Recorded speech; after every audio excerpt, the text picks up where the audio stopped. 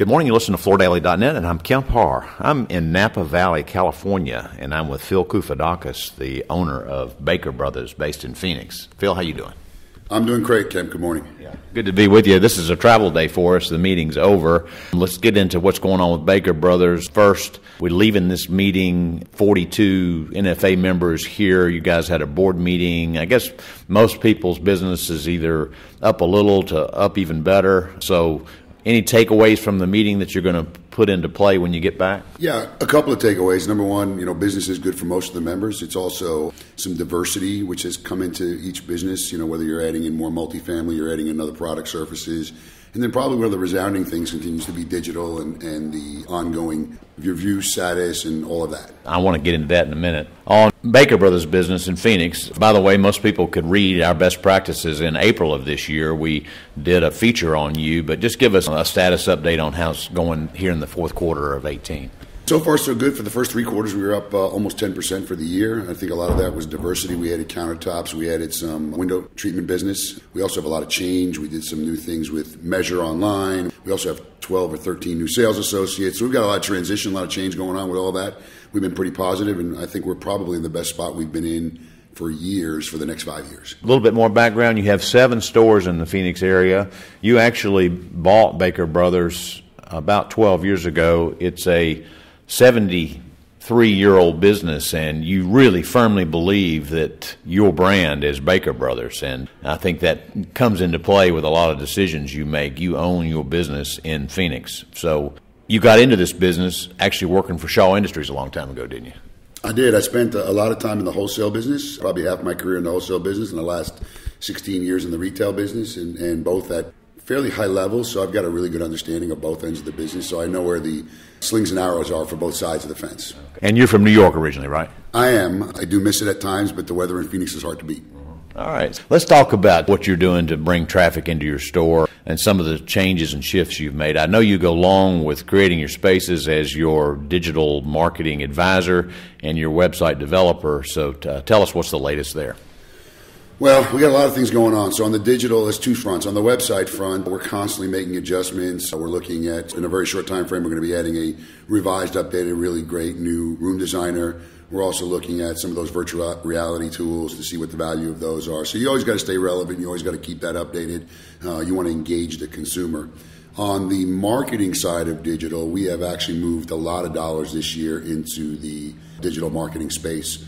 Paid search, banner ads, pre-rolls, a lot of things like that, which I envision by next year will be even greater than that. So it's a good place to be, and I guess the best part about it is you actually can go back and kind of match it all up at the end and say, did I get traffic from this? What kind of traffic did I get? Did I close any sales from this?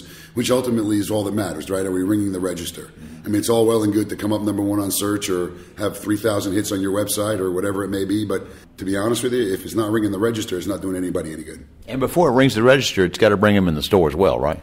No question, but I think there's a definite correlation. So I can tell you that this year we changed some digital strategies. Our website traffic has doubled this year. And so I don't think it's any accident that our business has grown based on the amount of traffic we've gotten on our website. And so we see the traffic increasing. We see the engagement staying pretty constant. And so that's very encouraging for us. And we don't see that trend stopping. We actually are pushing it faster to grow. So share some numbers from a percentage standpoint with me. Now, what percentage of your top line do you spend in promotion? And then out of that, what percentage do you spend in digital?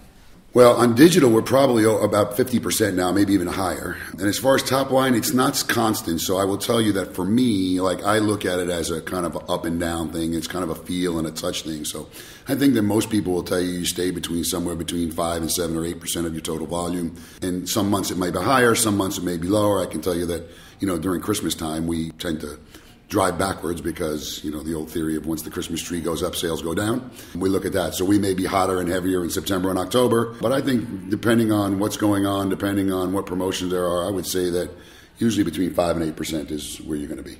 Okay, and when you're not spending on digital, what is your more traditional method of building brand awareness? Well, we still do a lot of newspaper advertising in Phoenix. We've got a very big presence in the Arizona Republic, which on a Sunday still gets 400,000 or 500,000 people.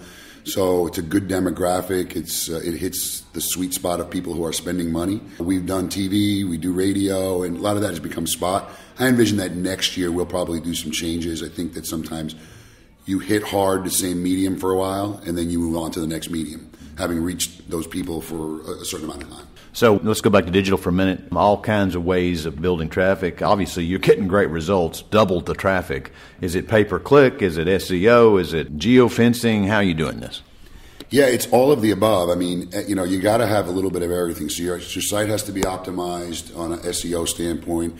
The clicks on pay-per-click are important. The other thing you get a lot of visibility to is call tracking, so you're able to listen to some phone calls, use those as sale tools with your staff in your showroom. Banner ads, video rolls, which have been very successful. So it's, somebody talked about it in one of the meetings, it's a cocktail.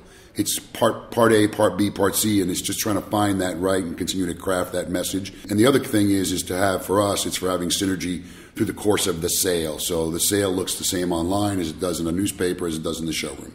All right, let's move away from digital for a minute, and because one of the things about Baker Brothers is that you realize who your clientele is. You sell better end goods. Talk about your mix. Well, I think for us, we try to, provide our customer what they want, but we don't let the industry lead us. We try to lead ourselves and our customers in the right direction. So, let's talk about like luxury vinyl, which is the hottest thing on the planet today. We were late adopters. We're somewhat adopters, but we still talk to the customer about buying wood and buying other products and not getting caught up in this whole waterproof thing, which really for most people doesn't really mean anything other than a catchphrase.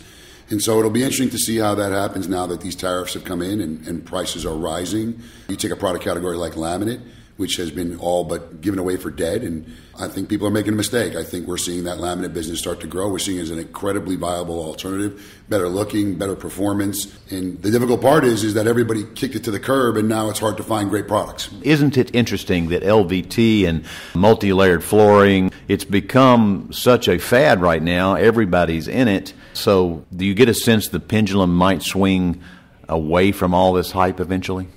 I don't know if it'll swing away. I think the tariffs, obviously, and price will have a lot to do with that. I think that at this point, we're going to reach a point where we've saturated the market in terms of how many people want the product, and now we're just dividing it up because you're right, at every turn, carpet guys are in it, wood guys are in it, laminate guys are in it, you name it, everybody wants to be in the vinyl business, but there's still only so much vinyl business available for everyone. So at the end, whoever's got the best looking product and services their business the best and ultimately has good local representation, those are the ones that are going to win the battles. You and I agree on one thing, and I think it was interesting you said it in our best practices article, is that people don't buy a product based on some of the hype that some of these brands push.